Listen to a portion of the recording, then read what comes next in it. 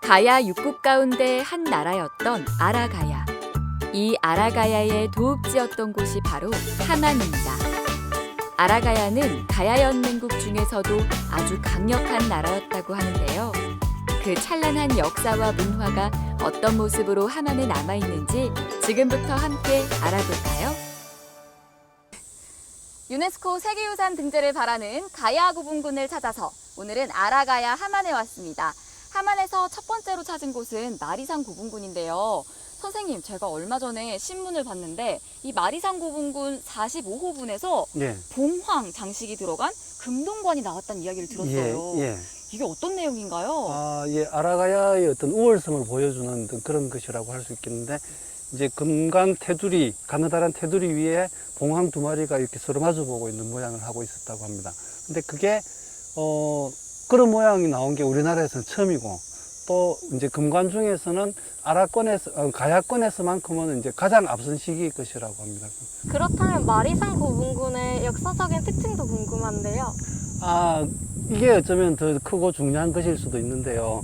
그러니까 기원 전후 시기부터 500년대 중반 그 아라가야가 멸망하기까지 그 600년에 걸쳐 가지고 이제 이 무덤이 조성됐다는 거죠. 그러니까 이제 일단 2000기나 되도록 많고, 그 다음에 이거를 무덤을 발굴을 했을 때 그 안에 있는 유물을 통해 가지고 그러니까 초창기의 성장 발전에서부터 제일 마지막 500년대 중반에 이제 그 멸망하기까지 이제 모든 과정을 이 안에 이제 다 담겨 있다. 이게 어쩌면은 제일 크고 중요한 거고, 그 다음에 다른 가야권에서는 없는 그런 거라고 할 수 있을 것 같습니다. 얼른 가서 만나보고 싶은 그 무덤이 우리 가야 구분군인 것 같은데요. 선생님, 그럼 저희가 좀 더 안쪽으로 들어가서 한번 살펴볼까요?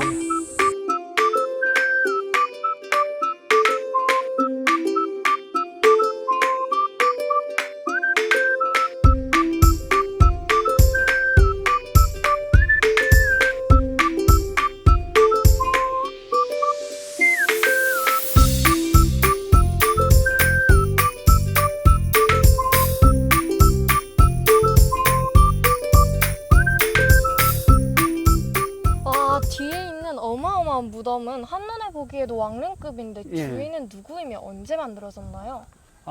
진짜 왕릉이죠. 왕릉급이죠.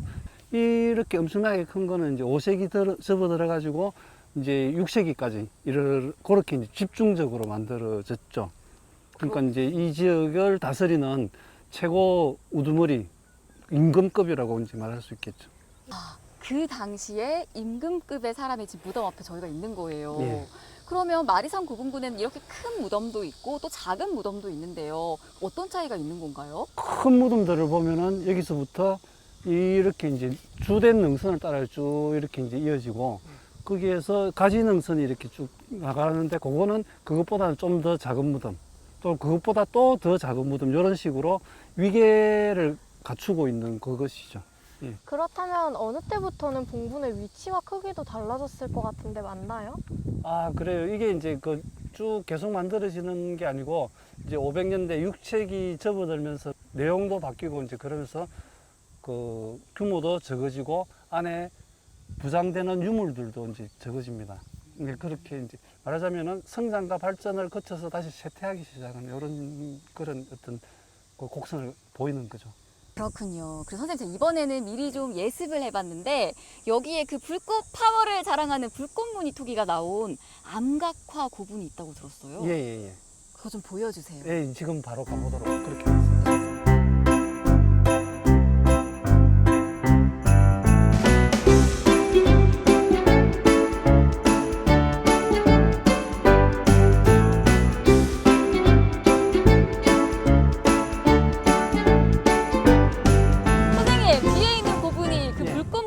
출토된 곳인가요? 그렇습니다. 여러 불꽃무늬 토기가 출토된 것 가운데 하나인데, 여기 재미있는 이야기가 많죠. 여기서 이제 말가춤이라든지 불꽃무늬 토기라든지 이런 굉장히 많은 유물이 그 도굴로 많이 망가져 있는 상태인데도 발굴이 됐어요. 근데 또 재밌는 거는 이 무덤 밑에 다른 고인돌도 있고, 그 다음에 이제 청동기 시대 집터도 있고 그랬다고 그럽니다. 그러니까 500년 역사가 이 무덤 하나에 이제 같이 쌓여 있는 이런 셈이 되는 거죠. 함안은요, 정말 알면 알수록 재미있는 유적들이 많이 나오는 곳이네요. 예, 그러네요.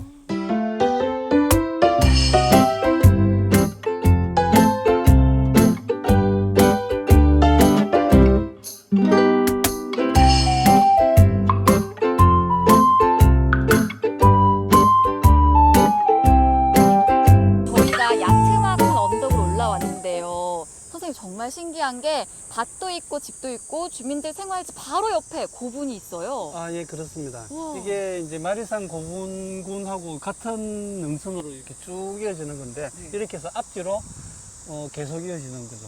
지금 많이 없어졌다고 보면 될 것 같습니다. 이 고분군도 이름이 있을까요?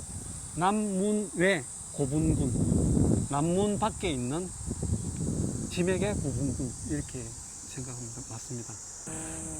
같은 아라가야 시대의 고분인 거죠, 다. 예. 몇 개 정도가 지금 남아 있나요? 지금 독특하게도 이제 함안권에는 굉장히 고분군이 많습니다. 한 100개 정도, 100개 넘게 있다고 그러는데, 그 중에서 이렇게 봉토가 수북하게 올라가 있는 이런 고통고분이라 그러는데, 이런 무덤은 마리산 고분군하고 여기 남문의 고분군 말고는 없습니다. 말하자면 수장급의 무덤들인데, 여기 한 100개 정도 확인이 된다 그러고, 그 중에 큰 거는 아까 저기서는 40m도 넘는다 그랬는데, 여기서는 한 29m, 30m 정도짜리가 제일 큰 걸로 확인이 됐습니다.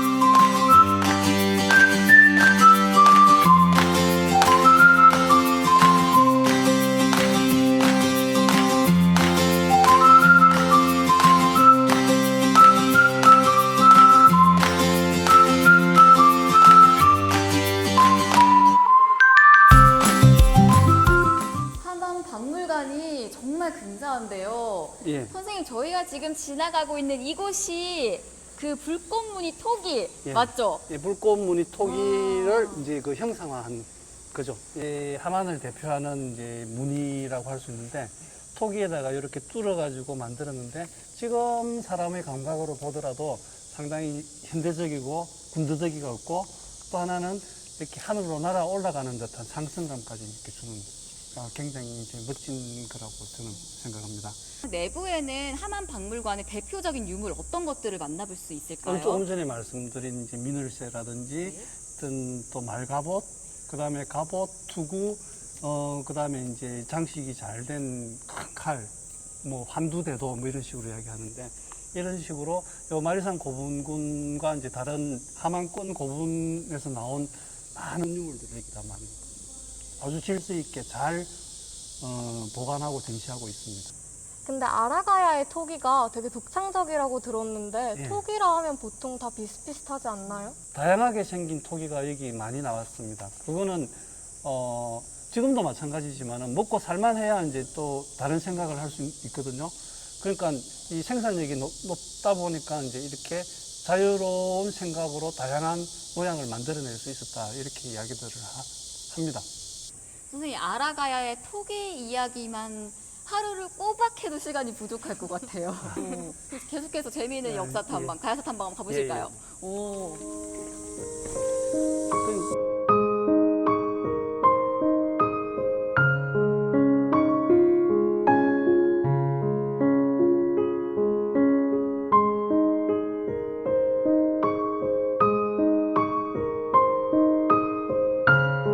이번에는요, 함안 가야리 유적에 왔는데요. 선생님, 가야라는 동네의 유적이란 뜻인가요? 어떤 맞습니다. 유적인가요? 어떻게 잘 아시네요. 예. 오. 이 동네가 이제 가야리입니다. 이 가야리의 유적이라 해서 가야리 유적인데, 네. 내용은 이제 왕성, 아라가야의 왕성, 이게 이제 발견이 된 거죠. 아, 왕이 살던 성이요? 예. 우와. 그 2018년 그때까지 이제 뭐 말로 여기가 왕성이다 이런 이야기가 전해져 왔는데, 또 지금 왕궁지가 이 정도 높이면은 올라가면 연꽃 테마파크가 훤히 내려다 보일 것 같거든요. 그렇죠. 예. 그리고 여기서는 이제 마리산 고분군이 이제 또 딱 바로 마주 보이는 마리산 고분군 남문의 고분군, 그다음에 그 말고도 이 둘레에 고분군들이 많은데 거기에서 이렇게 이제 그 왕궁을 향해서 이제 내려다보고 굽어보는 어떤 그런 모습을 하고 있다고 사람들이 그러죠. 와, 오늘 이렇게 한 곳 한 곳 발걸음을 옮기면서 아라가야 역사의 퍼즐을 맞추는 것 같은 그런 기분이 듭니다. 예. 고분군은 이제 죽은 이들의 어떤 안식처. 여기는 이제 임금을 비롯해가지고 많은 사람들이 생활터전. 그렇게 이제 이렇게 이제 진짜 말씀대로 퍼즐이 맞추어지는 그런 측면이 있겠죠. 예. 그러면 다음 퍼즐을 찾아서 한번 가보실까요? 예, 좋습니다. 이쪽인 것 같습니다.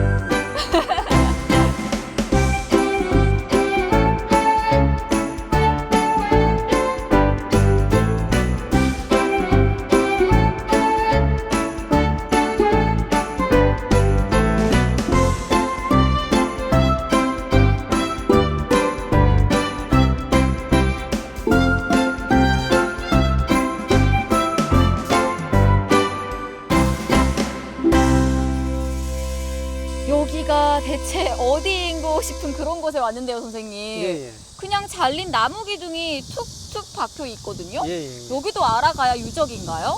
예, 여기도 이제 가야의 유적인데 아주 독특한 유적입니다. 이 기둥 나무는 이제 지금 이 박아 넣은 거고, 요 나무를 드러내면은 그 밑에 바위를 이만큼 파가지고 나무가 기둥으로 설 수 있도록 그렇게 해놓은 게 여기입니다. 말하자면 이제 이렇게 해가지고 큰 이제 초대형 건물이 있었던 자리인 거죠. 예. 지금은 이렇게 터로만 남아있지만 아라가야의 위상을 보여주는 곳. 정말 저희가 특별한 경험을 하고 있는 거네요, 지금.